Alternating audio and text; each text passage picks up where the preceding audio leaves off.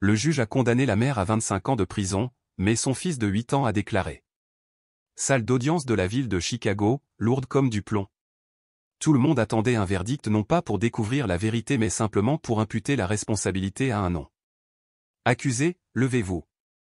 La voix de la juge résonna, plus froide qu'un hiver à Chicago. Martha Morgan se leva lentement, ses cheveux bruns en bataille tombant sur la moitié de son visage, ses mains tremblantes.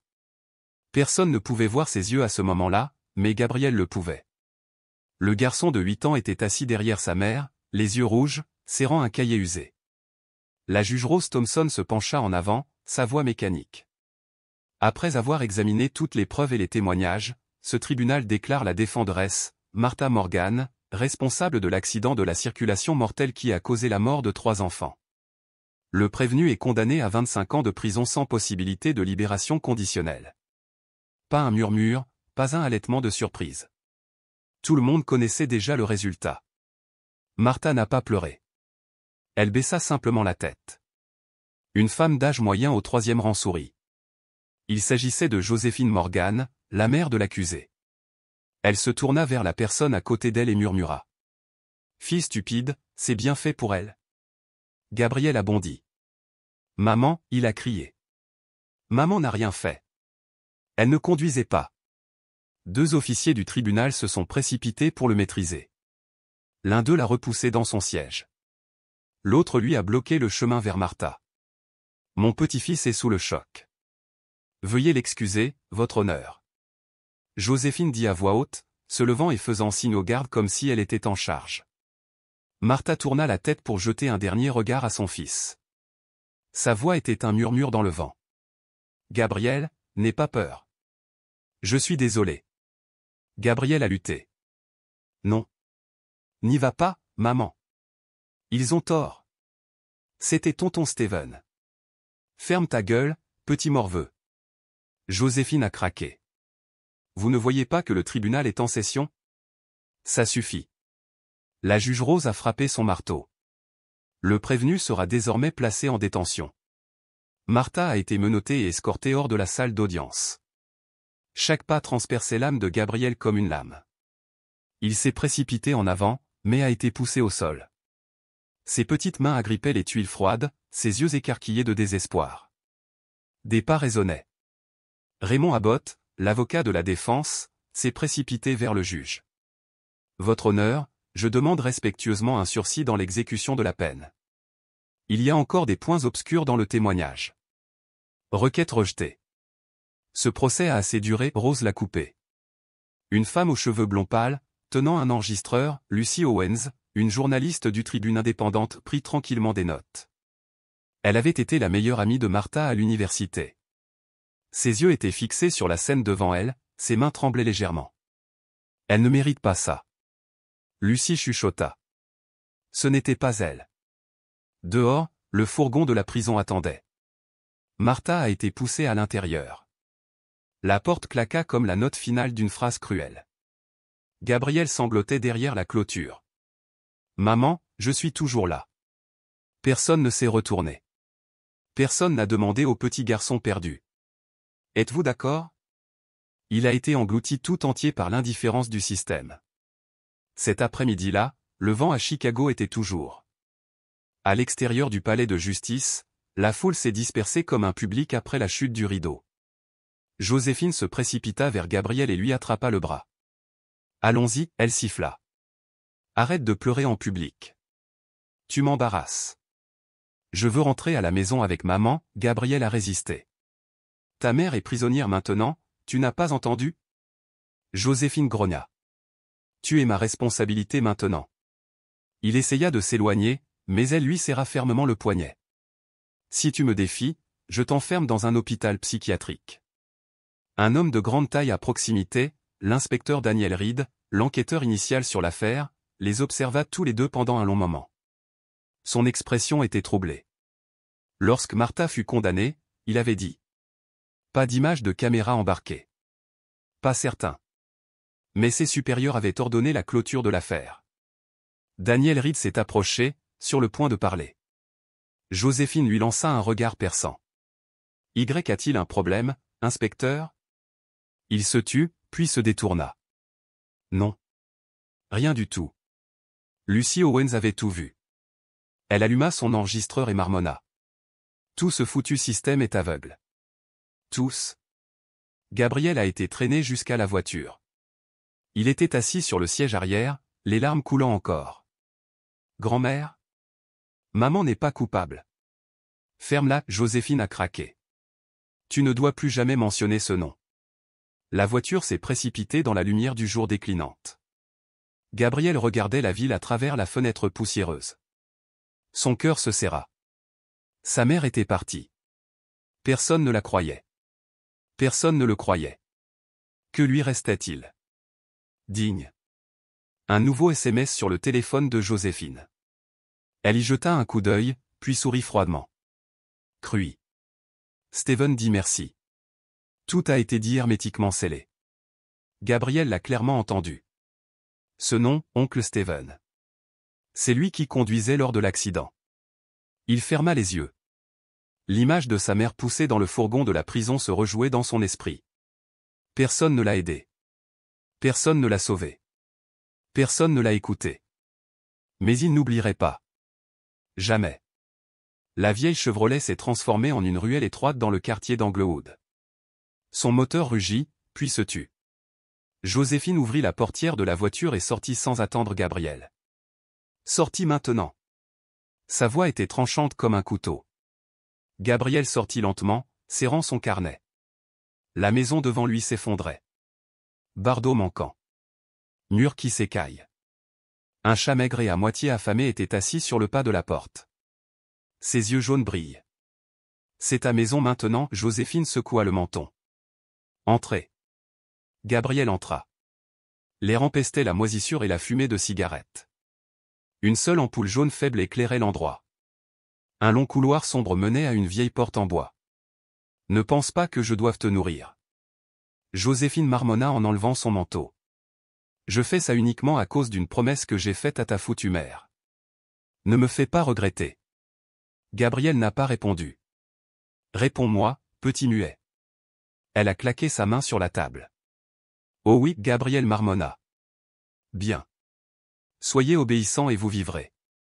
Désobéis et tu pourriras dans le hangar. Joséphine tira Gabriel au bout du couloir et ouvrit une petite pièce poussiéreuse. Pas de fenêtre. Pas de lit. Juste une fine couverture sur le sol car il est froid. C'est ton espace de sommeil maintenant, dit-elle en jetant un oreiller déchiré. Les tueurs ne méritent pas de vraies chambres. Je n'ai tué personne. Je ne parlais pas de toi. Je parlais de ta mère. Gabriel resta silencieux. Joséphine se retourna brusquement, le regard perçant. Ou quoi? Tu défends cette femme? Non. Écoute attentivement, Gabriel. Ta mère conduisait la voiture. Ta mère a tué ses enfants. C'est la vérité. J'ai compris. Je ne suis pas sûr. Elle l'a giflé. Tu penses que tu en sais plus que les adultes? Je ne veux plus entendre un mot comme ça. Il se tenait la joue et se détournait. Le dîner était froid, du porridge à queue. Joséphine a posé le bol sur la table et a allumé la télévision. Les informations diffusaient des images de Martha emmenée en prison. Montre meurtrière, elle ricana. Heureusement que ses enfants sont morts vite. Ou ils auraient souffert encore plus. Gabriel déglutit difficilement, fixant le bol peu appétissant. Mangez. Si vous laissez de la nourriture, vous aurez faim la prochaine fois. Il en avala quelques cuillerées, mais chaque bouchée avait un goût amer. Quand il posa la cuillère, Joséphine sourit. D'accord. Ça suffit. Va dans ta chambre. Gabriel se leva et se dirigea vers la petite pièce sombre. Attends, cria Joséphine. Il s'est retourné. Règle numéro 1, ne quitte pas la maison sans permission. Règle numéro 2, ne parle à personne sauf à moi et à l'oncle Steven. Règle finale. Elle s'approcha, son souffle chaud et glacial tandis qu'elle lui murmurait à l'oreille.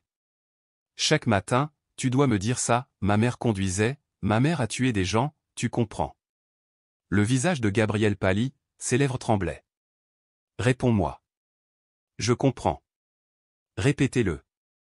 Ma mère conduisait, ma mère a tué des gens. Bien, tu apprendras vite. Cette première nuit, Gabriel se recroquevilla sur le sol froid, la couverture déchirée recouvrant à peine son petit corps tremblant, la poussière tourbillonnant dans l'air vicié, une faible lumière se déversant par la fissure sous la porte. Des voix provenaient du salon et Joséphine était au téléphone. Elle a avoué, sa voix ferme et froide. Ouais, tout se passe comme prévu, propre et sans accroc, personne ne soupçonne Steven. Un léger rire suivit. Le garçon, je m'en occupe, ne t'inquiète pas. Gabriel retenait son souffle, serrant sa tête, ses oreilles brûlantes, chaque mot qu'elle prononçait transperçait sa peau comme des aiguilles acérées. Le lendemain matin, l'aube s'est glissée par la même fissure sous la porte, projetant une ligne de lumière fantomatique sur le sol. Gabriel n'avait pas dormi. Elle a frappé à la porte. En haut maintenant. Il se releva en titubant, des cernes creusant ses yeux.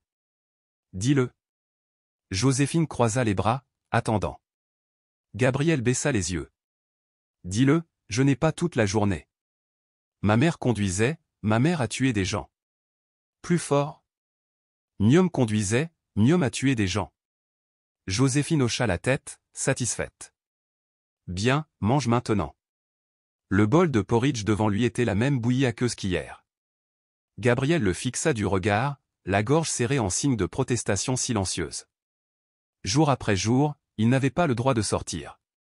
Les fenêtres restaient fermées, les rideaux tirés comme des cercueils scellés. Un jour, entendant le bruit lointain des enfants qui riaient dans la ruelle, Gabriel courut pour jeter un œil. Joséphine l'a attrapé. Tu veux sortir, tu veux dire au monde entier que ta mère est une meurtrière. Non, je voulais juste regarder. Elle lui attrapa les cheveux et le traîna dans la salle de bain, le projetant si fort contre le mur que son front cogna avec un craquement sourd. À partir de maintenant, si tu franchis cette porte, je t'enferme ici pendant 3 jours sans eau, sans nourriture. Gabriel sanglotait en fermant la porte. Les enfants mal élevés doivent apprendre à se taire. Il n'y avait plus qu'une seule personne qui visitait encore la maison, Steven, le frère cadet de Martha. Un homme grand, large d'épaules, au crâne rasé, toujours enveloppé dans une veste en cuir, il apportait des cadeaux à Joséphine, de l'alcool, de l'argent liquide, du pain cher. Tu as fait du bon travail, dit Steven en se versant un verre. Je t'avais dit qu'elle mordrait à l'hameçon, et l'enfant? Joséphine jeta un coup d'œil vers la salle de stockage. Je le façonne. Gabriel a tout entendu. Il n'avait plus peur de Steven, il était dégoûté par lui. Chaque nuit, il écrivait dans un vieux carnet caché sous sa couverture. Il a dessiné l'accident, la position de la voiture, les cris de sa mère, la dernière chose qu'elle a dite. Il rejouait des souvenirs, dessinait des diagrammes, griffonnait furieusement. Ses mains tremblaient, mais chaque mot qu'il écrivait était le seul moyen pour lui de se sentir encore lui-même. Je ne suis pas fou, je me souviens, maman ne conduisait pas, murmura-t-il. Mais là-bas, il n'y avait que Joséphine, qui lui inculquait des mensonges. Chaque gifle, chaque cri, chaque histoire tordue conçue pour écraser l'esprit d'un enfant. Une nuit, affamé, Gabriel frappa à sa porte. « Grand-mère, j'ai mal au ventre. » Joséphine ouvrit la porte, une cigarette fumante à la main. « Si tu ne manges pas, tu as faim, c'est ta faute? Je veux juste un verre d'eau. » Elle le regarda, puis le repoussa avec un ricanement. « Va boire au robinet de la salle de bain. C'est sale. Alors bois ta propre pisse, je m'en fiche. » D'un enfant normal, Gabriel s'est lentement transformé en ombre. Il a arrêté de se défendre. Chaque matin, il récitait la même phrase. Chaque repas était une punition. Chaque nuit, une torture mentale lente et délibérée. Personne n'est venu. Personne ne savait. Personne n'a écouté. Le local de stockage était noir comme du charbon, le sol couvert de poussière. Gabriel se recroquevilla dans le noir, serrant son carnet, le vent de la nuit sifflant à travers les fissures des murs. Il ferma les yeux, mais des souvenirs s'ouvrirent à la place. Tout a commencé un soir de printemps. Le ciel n'avait pas plu, mais il était couvert, lourd de quelque chose de non dit. Martha était occupée à préparer le dîner lorsque la porte d'entrée s'est ouverte brusquement. Steven est entré en trombe, empestant l'alcool. « Sœur, donne-moi les clés de la voiture, je dois y aller. » Martha se retourna sous le choc. « Tu es ivre, c'est pas possible, c'est pas possible. » Steven grogna, son visage rougit. C'est ma foutue voiture. C'est vrai, mais tu n'es pas en état de conduire, tu as bu tout l'après-midi. J'ai dit, je dois y aller. Steven a crié en claquant sa main sur la table. Gabriel était assis dans le salon, jouant avec des blocs de construction. Il jeta un coup d'œil et regarda sa mère et son oncle se disputer. Steven, s'il te plaît, si quelque chose t'arrive, qui va s'occuper de maman, de ton neveu? Ne me raconte pas ces conneries morales. Steven poussa violemment Martha et elle tomba au sol. Gabriel accourut, terrifié, essayant de l'aider. Tu n'es pas ma mère, mais tu es ma famille. Martha pleurait de désespoir. Steven se dirigea en titubant vers la porte et attrapa les clés de la voiture. Martha se leva et le poursuivit. Steven, non. Le moteur de la voiture rugissait dans la nuit, les pneus crissaient sur la route de briques. Tout ce que Martha pouvait faire était de regarder, impuissante. Gabriel, reste ici, j'appelle la police, dit-elle en courant à l'intérieur pour prendre son téléphone. Mais alors un cri perçant. 3 enfants, âgés de 6 à 9 ans, rentrant chez eux à vélo après un cours d'art. Steven n'est pas arrivé à temps. La voiture les a percutés alors qu'ils traversaient la rue. Un accident horrible. Un vélo cassé en 2. Un casque projeté à plus de 10 mètres. Tout était fini en quelques secondes. Steven se tenait derrière le volant, pâle comme un fantôme. Martha s'est précipitée, paniquée. Oh mon Dieu, Steven, qu'as-tu fait? Steven tremblait en marmonnant. Je ne voulais pas, ils sont juste sortis de nulle part. Un voisin, Monsieur Michael Turner, avait tout vu depuis son balcon du 2e étage. Il a crié. Appelez la police, il y a eu un accident. Martha se tourna vers Steven. Tu es fou, tu as tué des gens. Ne dis pas ça, tu ne comprends pas. Si ça se sait, je perds tout. Quoi? Mon travail, ma réputation, et toi, qu'est-ce que tu as? Une mère célibataire qui vit de l'aide sociale. Martha avait l'impression d'avoir été giflée. De quoi parles-tu? Juste à ce moment-là, Joséphine sortit précipitamment de la maison, alertée par les cris des voisins. Elle s'est figée sur les lieux, 3 corps sans vie sur le trottoir, du sang coulant autour d'eux. Mon Dieu, que s'est-il passé? Steven conduisait un maman, c'était Steven, murmura Martha. Joséphine resta silencieuse quelques secondes, puis son expression changea, se calcifia en quelque chose de dur. Non, tu ne peux pas dire ça. Quoi? Joséphine attrapa le bras de Martha et la tira à l'écart. Steven a un avenir, une carrière, un statut et toi, tu n'es qu'une femme inutile qui élève un enfant avec des bons d'alimentation. Que veux-tu dire? Les yeux de Martha s'écarquillèrent, horrifiés. Prends-le pour lui, je prendrai soin de ton fils, je te le promets. Gabriel, caché derrière la porte, a tout entendu. Martha regarda sa mère, puis Steven, haletant à côté de la voiture, puis les 3 enfants, brisés et partis. Elle tremblait violemment. Non, je ne peux pas. Joséphine la serra plus fort, ses ongles s'enfonçant dans la peau de Martha. Vous pouvez et vous le ferez et sinon, cette famille va en enfer. Martha s'est effondrée, se tenant la tête, son monde entier implosant. J'ai une condition. Nommez-le. Prends soin de Gabriel, ne le laisse pas partir sans rien. Bien. Joséphine hocha la tête sans cligner des yeux. Je jure. Quelques heures plus tard, la police est arrivée. Lorsqu'on lui a demandé qui conduisait, Martha s'est avancée. C'était moi, je conduisais. Tu es sûr? L'officier a demandé à nouveau. Je suis sûr. Steven se tenait derrière elle, silencieux. Joséphine lui serra la main en murmurant. Pas un mot? Cela a été fait à la gare. Martha a fait sa déclaration. Est-ce que tu avais bu? Non. Vous comprenez que 3 victimes sont mortes. Je comprends. Gabriel était assis dehors, serrant un petit ours en peluche. Une policière nommée Émilie lui tendit doucement une tasse de lait, mais il secoua la tête. Ma mère ne conduisait pas, murmura-t-il. Qu'est-ce que vous avez dit? Je l'ai vu. Oncle Steven a pris les clés. Il a poussé ma mère. L'officier fronça les sourcils et l'écrivit, mais dans le rapport final, Martha Morgan était toujours répertoriée comme conductrice. Steven et Joséphine avaient parfaitement suivi leur plan. Ils ont proposé Martha comme bouc émissaire. Gabriel ouvrit les yeux, retournant au présent. La pièce sombre resta silencieuse. Il rapprocha le carnet et ajouta quelques lignes supplémentaires. Oncle Steven a pris la voiture. Maman a essayé de l'arrêter. Grand-mère a dit à maman d'assumer la responsabilité. Maman l'a fait pour moi. Des pas résonnaient dans le couloir. Gabriel glissa rapidement le carnet sous son oreiller et se redressa. La porte s'ouvrit en grinçant. Joséphine passa la tête dans. Où est mon téléphone? Je ne l'ai pas vu. Ne fais pas l'idiot. Je ne l'ai vraiment pas pris. Elle entra, tenant un manche à balai.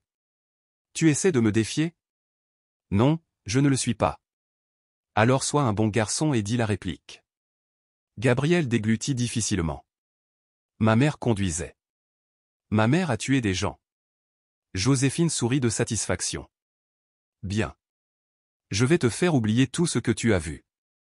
Gabriel baissa la tête, mais dans ses yeux, une petite flamme vacillait encore. Il n'avait pas oublié et il ne l'oublierait pas. Jamais. La lumière du petit matin filtrait à peine à travers une étroite fissure dans le plafond de l'ancien entrepôt. Gabriel était assis, recroquevillé, les yeux enfoncés, les lèvres gercées. Il avait perdu le compte des jours.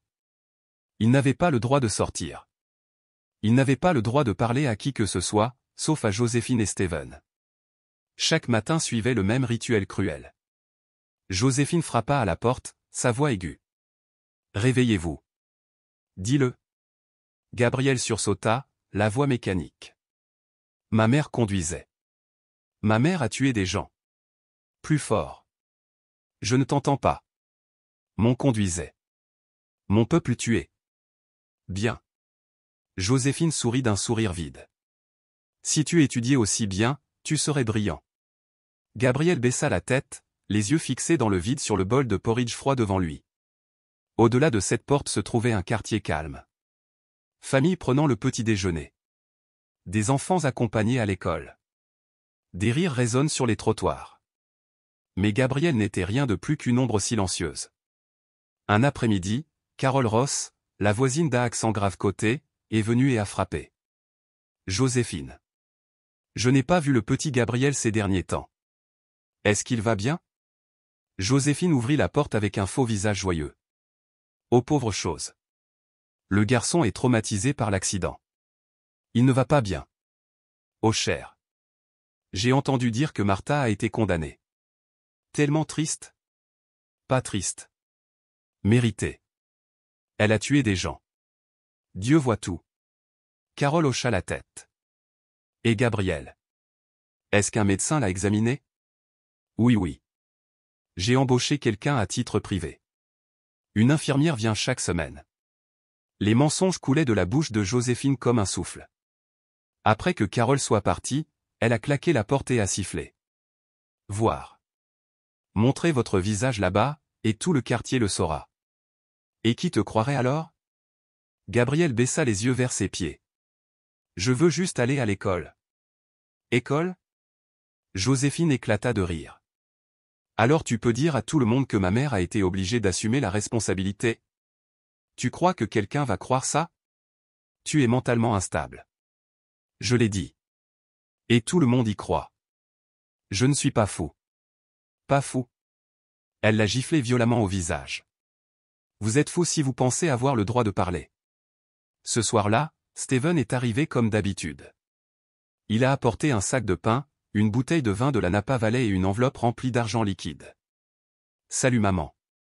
Il a posé le sac sur la table. Des nouvelles? Tout va bien. Les avocats ne creusent pas. La police a classé l'affaire. Nous sommes en sécurité. Et le gamin? Steven jeta un coup d'œil dans le couloir sombre. Est-ce qu'il a dit quelque chose? Non. Je lui apprends tous les jours. Prudent. Il est intelligent. Joséphine haussa les épaules. Et alors? C'est encore un enfant.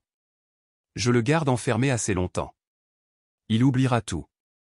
Ouais. De toute façon. Merci maman. Steven a ouvert le vin. Si ce n'était pas pour toi. Joséphine prit une gorgée en souriant. Famille. Nous protégeons les nôtres.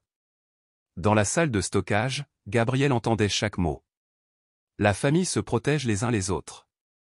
Il serra les poings. Le lendemain, Steven a frappé à sa porte. « Salut mon petit. » Sa voix était d'une douceur maladive. « Ça fait longtemps qu'on n'a pas parlé. » Gabriel le fixa du regard, les yeux fixes. « Comment allez-vous » Gabriel n'a pas répondu. « Je t'ai apporté quelque chose. » Il a tendu une toute nouvelle petite voiture. « Je n'en veux pas. » Steven haussa un sourcil. « Tu es toujours en colère parce que ta mère a été arrêtée. » Gabriel resta silencieux. « Écoute, » dit Steven en s'asseyant. « Le monde n'est pas juste. Tout le monde doit faire un sacrifice. Ta mère a compris ça. Elle a fait le bon choix. » « Non, » dit doucement Gabriel. « Toi. Vous les avez tués. » Steven serra les poings. « Qu'est-ce que vous avez dit ?»« Je l'ai vu. Ma mère a essayé de t'arrêter. Tu l'as poussée. Tu conduisais. » Steven se leva brusquement, les yeux écarquillés. « Écoute, petit morveux. Dis encore un mot et je te fourre dans un coffre et je t'enterre. » Gabriel n'avait pas peur. Il a juste répété. « Ma mère ne l'a pas fait. » Steven est sorti en trombe, claquant la porte. De l'extérieur, la voix de Joséphine appelait. « Qu'a-t-il dit ?»« Rien. Il a juste besoin d'un autre rappel. » Une semaine plus tard, Joséphine apporta un cahier vierge. « Je veux que tu dessines la scène de l'accident. » « Pourquoi faire ?»« Pour voir ce dont tu te souviens. Je le garderai. Au cas où vous commenceriez à avoir des hallucinations. » Gabriel savait exactement ce qu'elle faisait. Essayer de contrôler même ses souvenirs. Mais il a fait semblant d'obéir. « Oui, madame. » Pendant plusieurs nuits, il a tout dessiné. Mais pas dans son carnet. Il avait son propre. Caché dans le coin de la pièce, sous un carrelage détaché. Joséphine ne l'avait pas trouvé. Ce carnet était le seul endroit où il osait écrire la vérité. Oncle Steven a ouvert la porte. Maman a crié. Je l'ai vu à travers la fissure. La voiture a heurté 3 enfants. Du sang éclaboussé sur le pare-brise. Maman s'est effondrée dans la rue. Il l'a attirée menottée. Steven se détourne. Joséphine souriante. Chaque ligne gravée plus profondément dans sa douleur. Un jour, il rêva de sa mère. Martha était assise près d'une fenêtre, mince, tenant un livre. Gabriel. Ne m'oublie pas, d'accord ? Je ne le ferai pas, maman. Je dirai tout à tout le monde. Martha eut un sourire triste. Fais attention à ta grand-mère. Elle sait comment tuer la vérité sans laisser de traces. Gabriel s'est réveillé trempé de sueur. Il enfouit son visage dans l'oreiller et murmura. Je le promets ?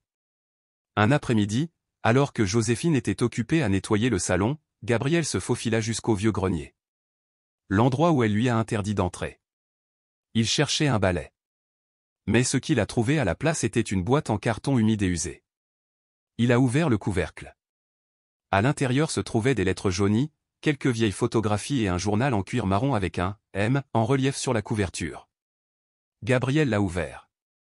La première page était écrite avec une écriture familière. Si vous lisez ceci, cela signifie que j'ai perdu. Mais toi, ne laissez pas la vérité mourir avec moi. Son cœur se serra. Main tremblante. Il a tourné les pages. Ils étaient remplis d'entrées.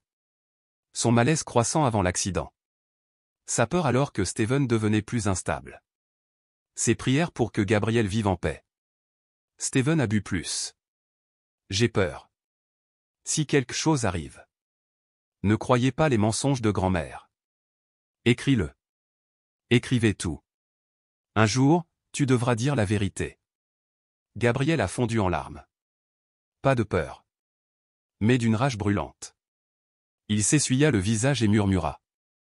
Je ne les laisserai pas t'enterrer, maman. À partir de ce jour, Gabriel a commencé à changer. Chaque fois que Joséphine lui ordonnait de réciter la ligne. Ma mère conduisait. Ma mère a tué des gens. Il le répéta d'une voix plate et obéissante. Mais à l'intérieur, Il chantait silencieusement une ligne différente. Je sauverai maman.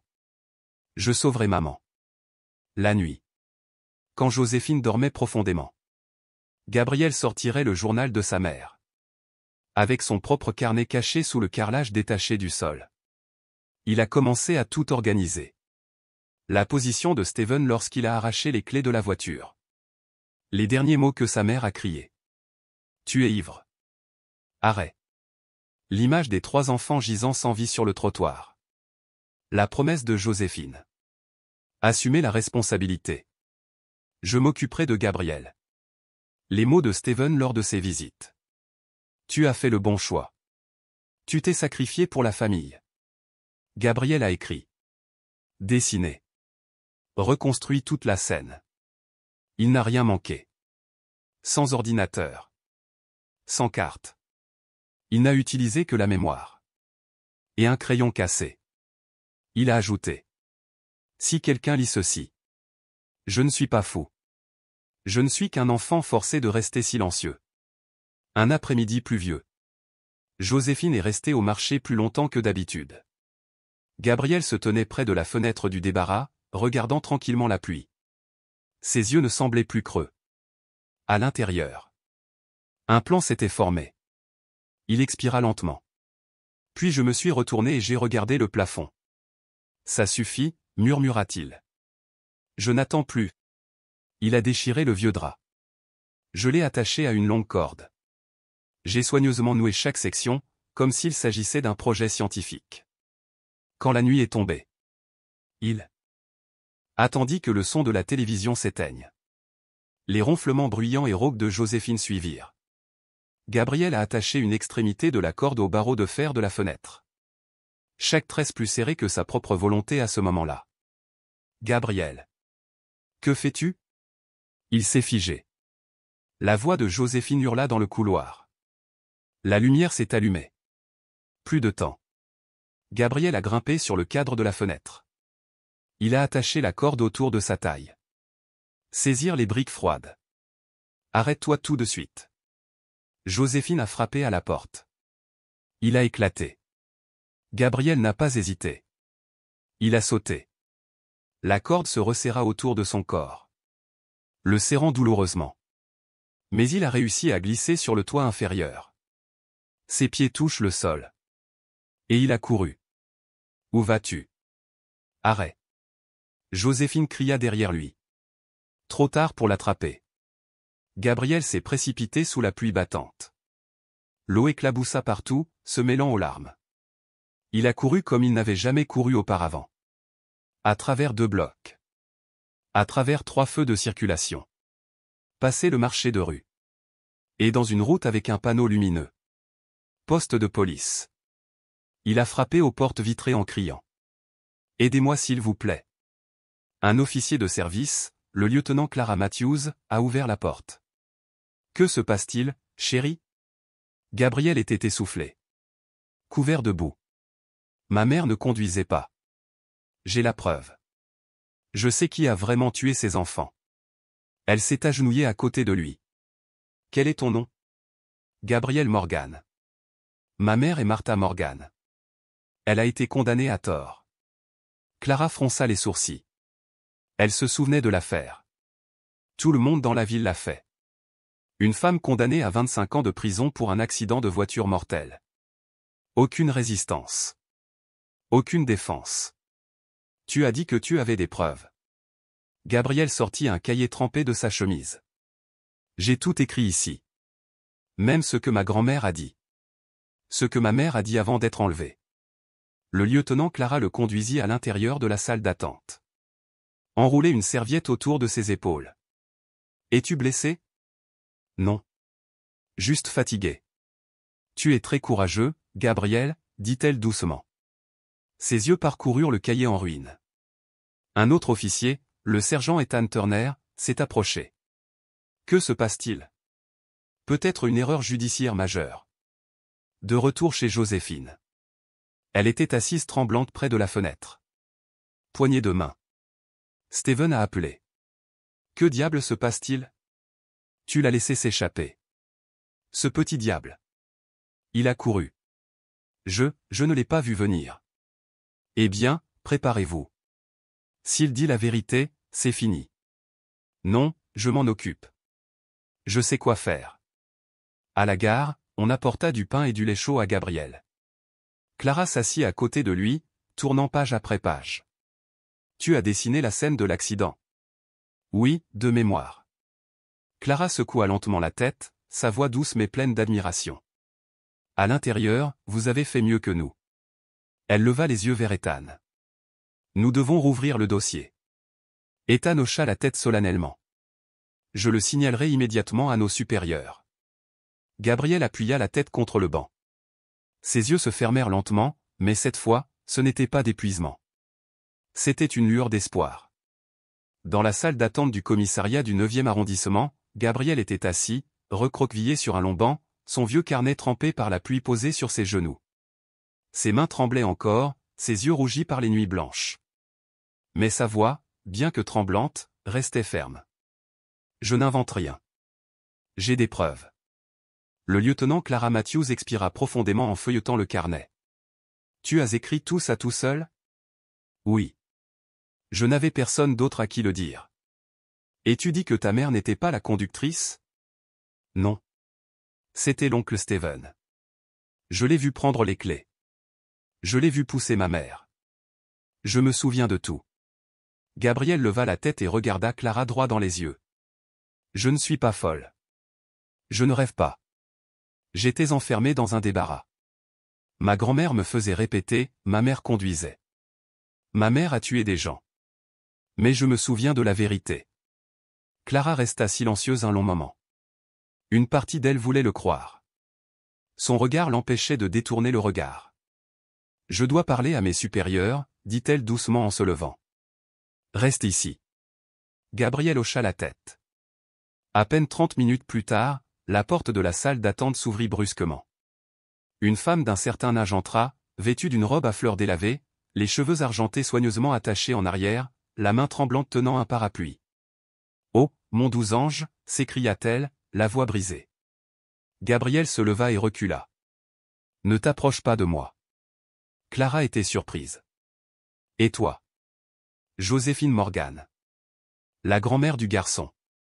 Sa voix était parfaitement brisée. « Je viens de recevoir un appel.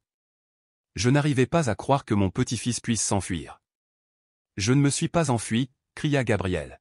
« Je me suis échappé. J'étais enfermé où elle a menacé de me tuer. » Joséphine essuya de fausses larmes. « Le pauvre enfant est instable depuis l'accident.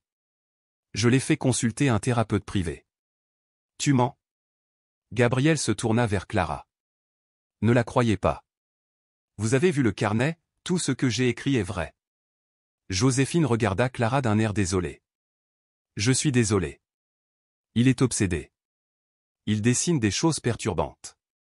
Le médecin a dit que c'était une distorsion de la mémoire due à un traumatisme. »« Non, » hurla Gabriel. « Je ne suis pas malade. Elle m'a enfermé, m'a fait mentir et m'a menacé d'électrocution. » Clara fit un petit pas en arrière. « Gabriel, calme-toi. Je sais que tu es bouleversé. »« Non. Tu ne comprends rien. » Joséphine s'est rapprochée de Clara en murmurant. « Un jour, il s'est cogné la tête contre le mur.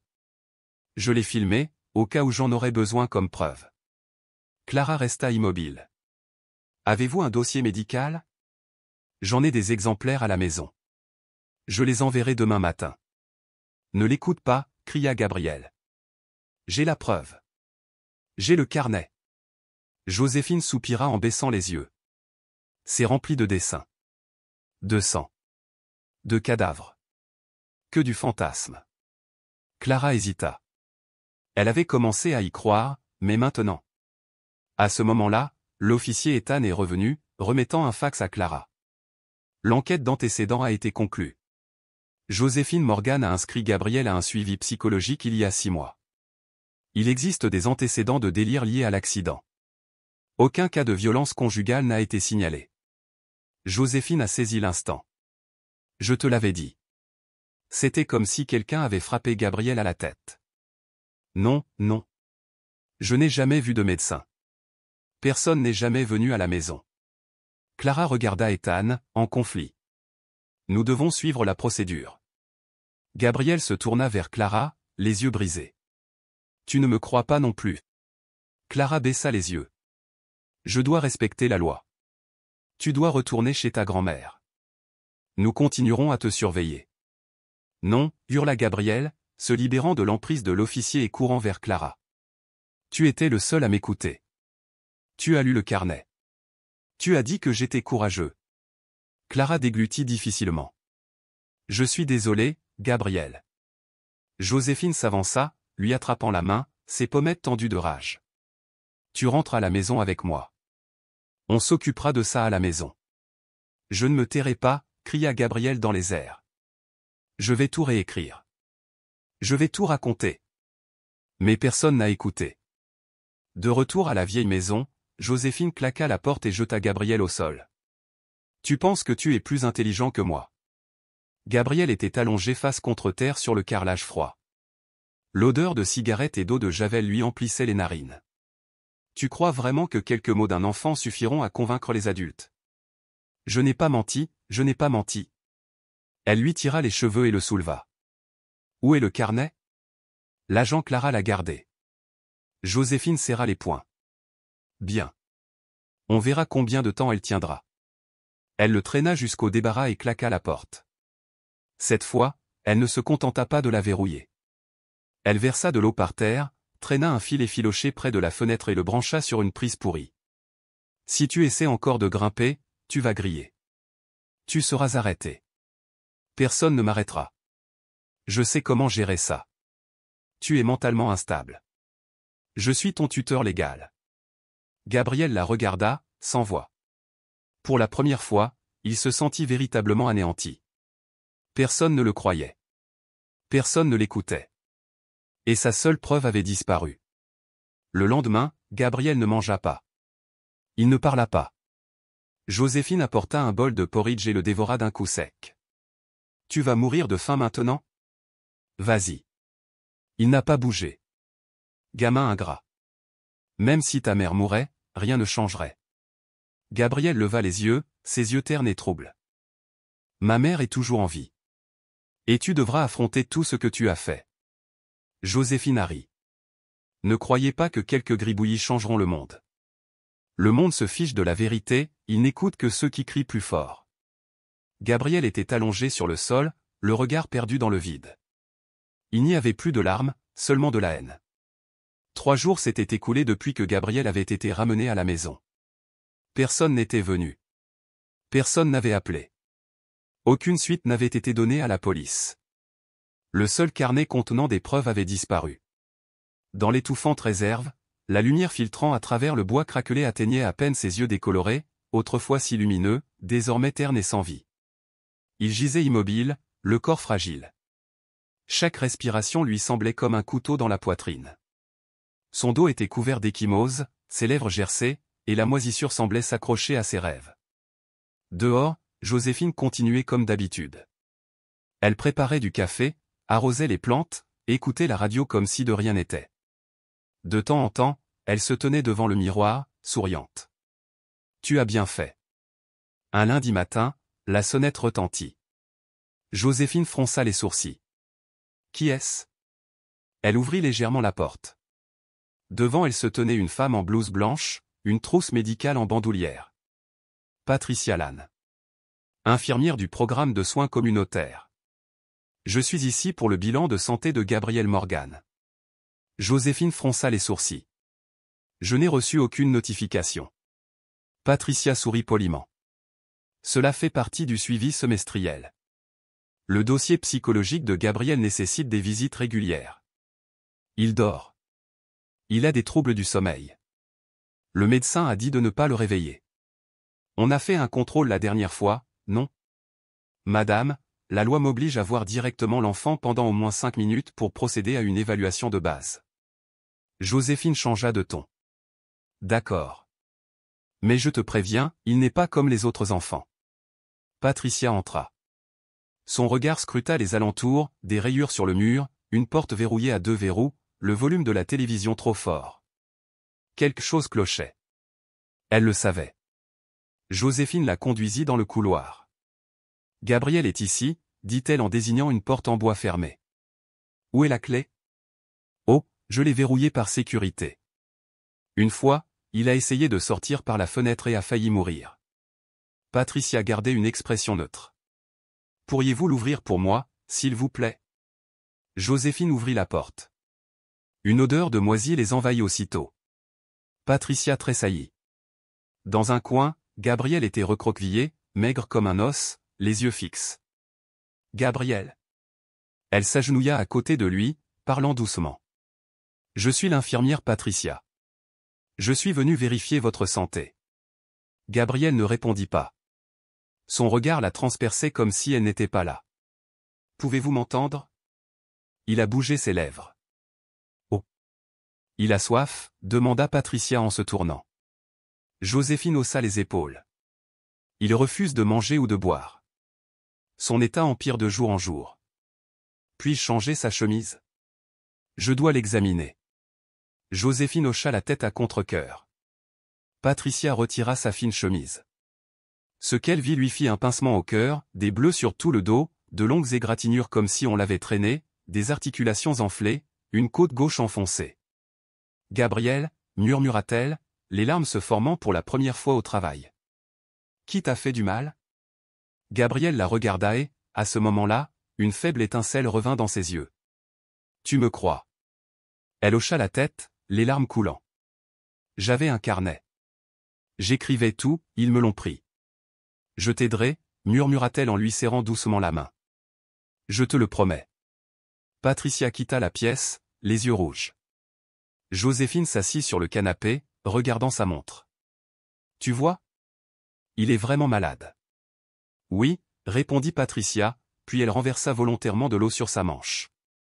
Oh non, je suis vraiment désolé. Puis-je utiliser vos toilettes? Je vais te chercher une serviette.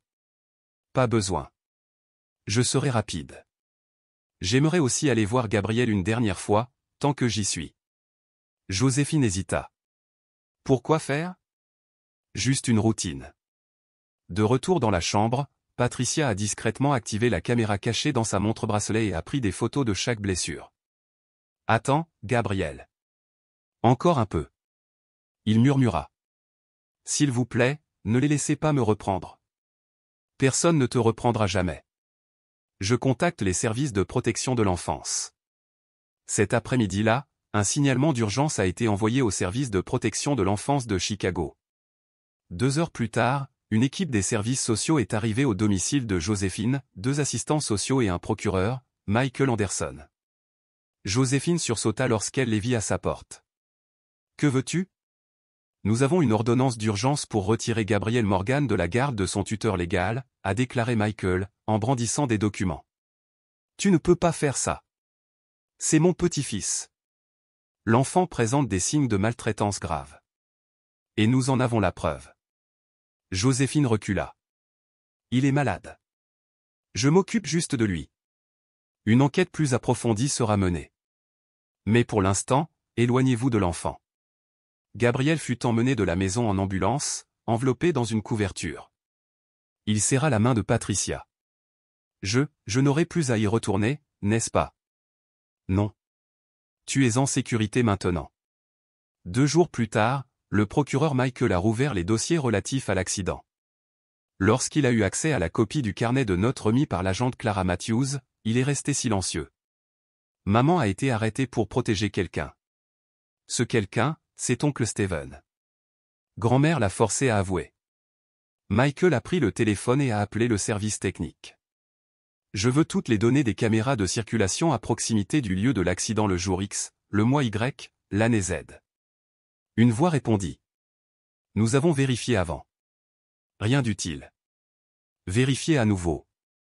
Capturez les images des bus, des banques, des magasins, de toute caméra extérieure dans un rayon de 500 mètres.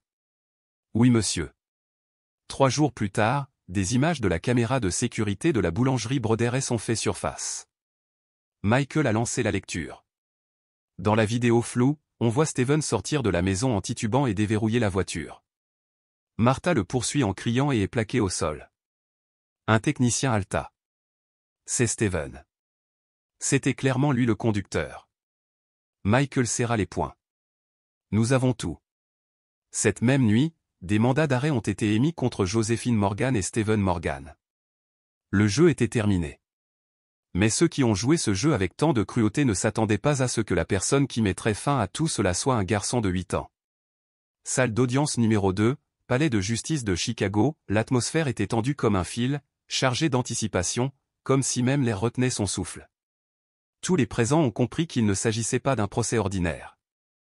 À l'avant était assis Gabriel Morgan, âgé de 8 ans seulement, vêtu de blanc immaculé, les cheveux soigneusement coupés, son petit visage solennel, composé d'une manière qui semblait presque contre nature pour son âge. À côté de lui se tenait Rebecca Harris, une jeune avocate récemment nommée après que le procureur Michael Anderson ait rouvert le dossier. La juge Rose Thompson présidait l'audience, son expression froide et immuable, la même femme qui avait autrefois prononcé la sentence initiale avec une voix glaciale. Mais maintenant, quelque chose en elle avait changé. Elle observait avec plus d'attention, plus de pause, son regard pesé non seulement par la loi mais par la conscience.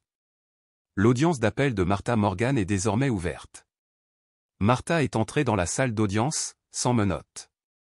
Son visage était émacié, vieilli par 14 mois derrière les murs de la prison, mais lorsque ses yeux rencontrèrent ceux de son fils, ils s'illuminèrent d'une lumière trop intense pour s'éteindre.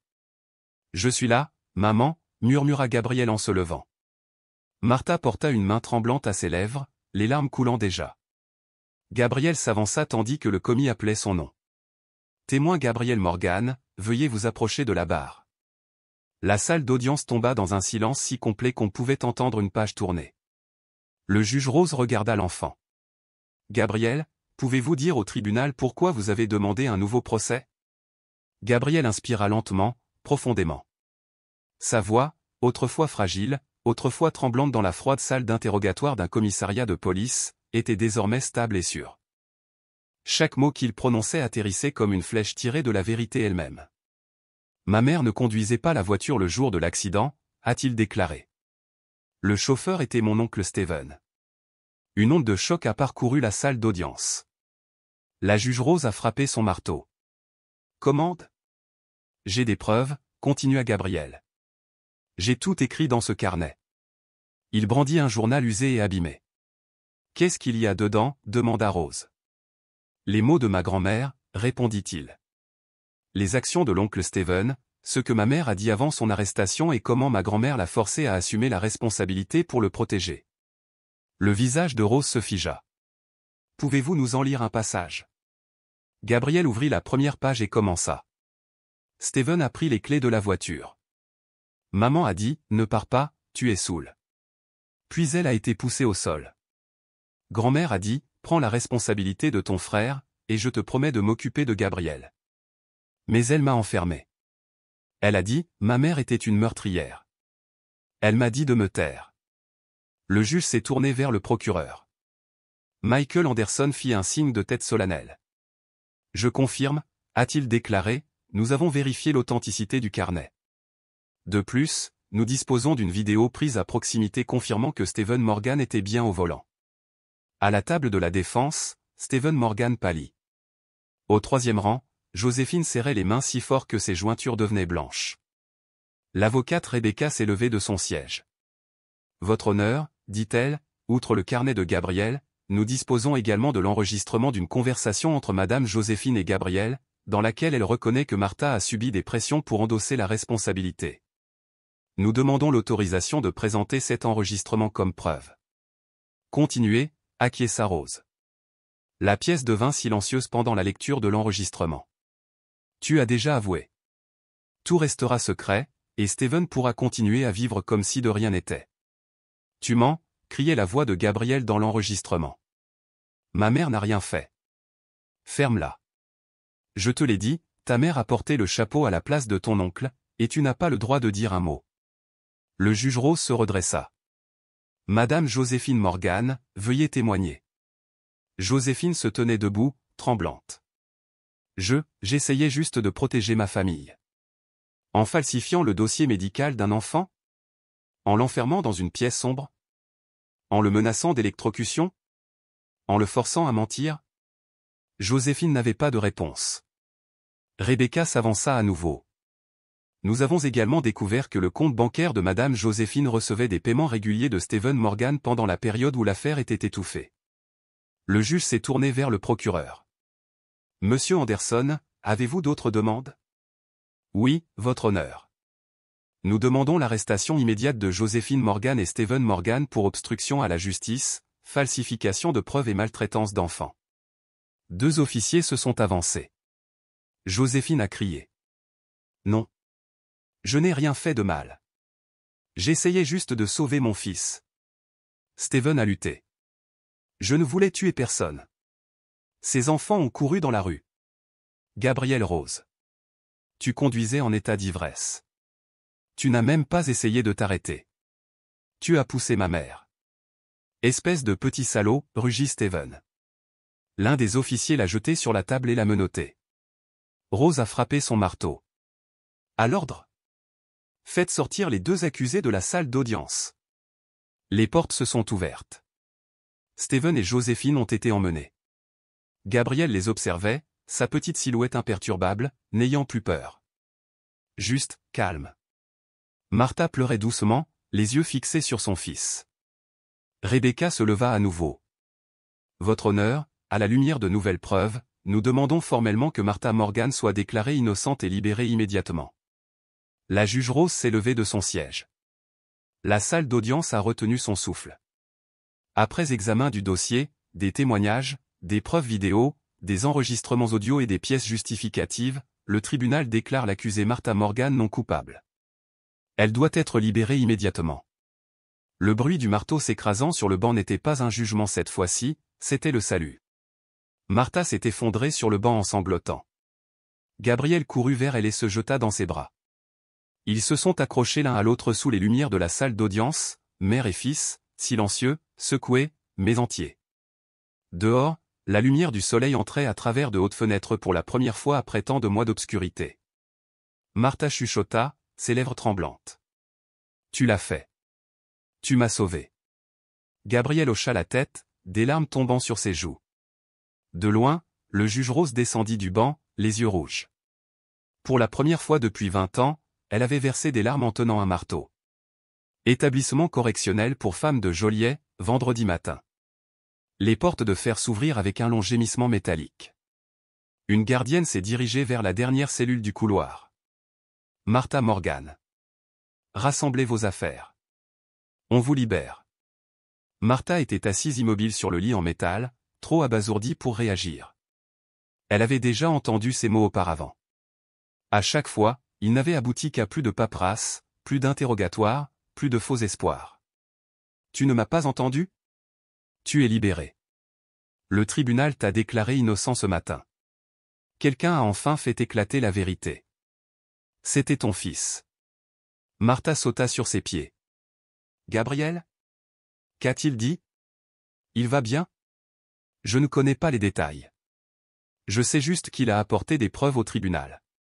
Votre avocat vous attend dehors. Les portes de la prison grinçaient en s'ouvrant. La pluie tombait en une légère bruine. Martha sortit, serrant un sac en toile fine, ses seules possessions après avoir traversé l'enfer. À la porte se tenait Gabriel, sous un petit parapluie bleu. Il n'a pas souri, n'a pas pleuré. Il l'a juste regardé. Maman. Sa voix tremblait.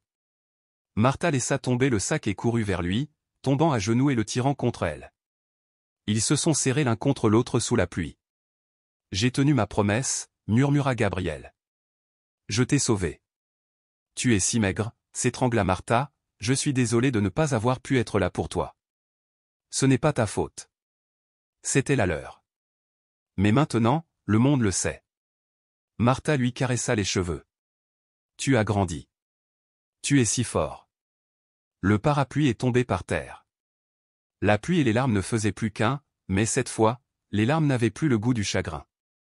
Cet après-midi-là, à la une des grands journaux, on pouvait lire. Un garçon de 8 ans annule la condamnation injustifiée de sa mère après 25 ans de prison. Le Tribune indépendante a publié l'histoire. De la prison à la justice, l'incroyable voyage de Gabrielle Morgan, écrit par Lucy Owens, journaliste et autrefois meilleure amie de Martha. J'ai vu un jour mon meilleur ami être condamné, écrit-elle, et je suis restée silencieuse. Mais un enfant, lui, ne l'a pas fait. Il a fait ce que le reste de la société n'osait pas faire. Au département de police de Chicago, dans une salle d'interrogatoire grise, Joséphine Morgan était assise, les bras croisés, les yeux vides. En face d'elle, le procureur Michael Anderson se pencha en avant. « Vous êtes au courant des accusations portées contre vous, n'est-ce pas ?»« J'avais tort, murmura-t-elle. »« J'admets que. » « Que diriez-vous de transformer un enfant en bouclier pour votre fils ?» Joséphine sourit froidement. « J'avais l'habitude de croire que tant que la famille survivait, tout était justifiable. Jusqu'à enfermer votre petit-fils dans un débarras? Le menacer d'électrocution? Falsifier des dossiers psychiatriques? » Elle baissa les yeux. « Steven me l'a promis. Il a dit qu'il me soutiendrait à vie si rien ne se passait. »« Eh bien, » dit Michael en se levant, « Steven risque maintenant 22 ans de prison pour homicide involontaire et falsification de preuves. Quant à vous, vous risquez 10 ans de prison pour maltraitance d'enfants et obstruction à la justice. » Joséphine se moqua. « 10 ans? J'ai assez vécu. » La mâchoire de Michael se serra. Mais Gabriel a encore toute la vie devant lui. Dans un centre de soutien à l'enfance, Gabriel était assis dans une pièce peinte en bleu. Il dessinait une image, une mère et son enfant debout sous le soleil, avec une petite maison en arrière-plan. Une psychologue, mademoiselle Isabelle Newman, était assise à côté de lui. « Comment te sens-tu maintenant que ta mère est libre ?» Gabriel leva les yeux. « C'est comme si quelqu'un avait enfin ouvert la porte et m'avait laissé sortir de l'obscurité. »« Es-tu en colère contre ta grand-mère ?» Il s'arrêta. « Oui, mais je ne la déteste pas. Je ne veux juste pas m'en souvenir. »« Et ton oncle Steven ? Il a fait pleurer ma mère. Je lui ai pardonné, mais je ne veux plus jamais le revoir. » Mademoiselle Newman hocha la tête. « C'est très mature de ta part. » Gabriel pencha la tête.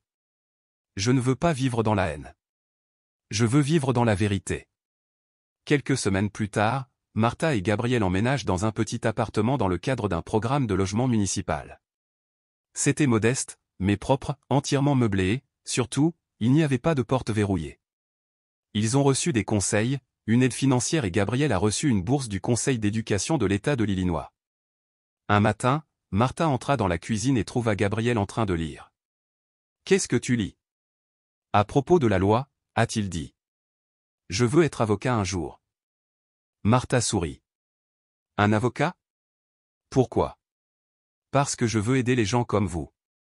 Des gens en qui personne ne croit. » Elle l'a pris dans ses bras. « Mon fils va changer le monde ? » Cet automne-là, la juge Rose Thompson a envoyé une lettre manuscrite à leur domicile. « Je suis désolée, » a-t-elle écrit. « Je pensais qu'il suffisait de respecter la loi. Mais la loi n'est pas toujours synonyme de justice. C'est un enfant qui me l'a appris. » Le jour de la condamnation de Joséphine et Steven, la salle d'audience était remplie de journalistes. Gabriel n'est pas parti. Au lieu de cela, il est resté à la maison à arroser les plantes sur le balcon. « Pourquoi ne veux-tu pas y aller ?» demanda Martha. « J'ai déjà fini ma partie, » a-t-il dit. « Le reste appartient à la justice. » Martha s'assit à côté de lui et l'entoura de ses bras. « Je suis fier de toi. Je suis fier de toi aussi, maman. » Ce soir-là, ils ont regardé les informations ensemble. Le rapport du soir. Joséphine Morgan a été condamnée à 10 ans de prison pour abus et entrave à la justice. Steven Morgan a été condamné à 22 ans de prison pour homicide involontaire et parjure. Justice a été rendue grâce au courage d'un garçon de 8 ans qui a refusé de se taire face à la vérité. Martha se tourna vers Gabriel. « Il parle de toi. » Gabriel haussa les épaules. « Ce n'est pas moi qui parle. C'est toi. D'une mère qui a tout sacrifié et qui a enfin pu rentrer à la maison. » Martha sourit à travers ses larmes. Dans le salon, ils ont accroché 2 objets encadrés. L'une des décisions du tribunal était la suivante, Martha Morgan non coupable. L'autre était le dessin de Gabriel du centre de soutien, une mère et son enfant sous le soleil.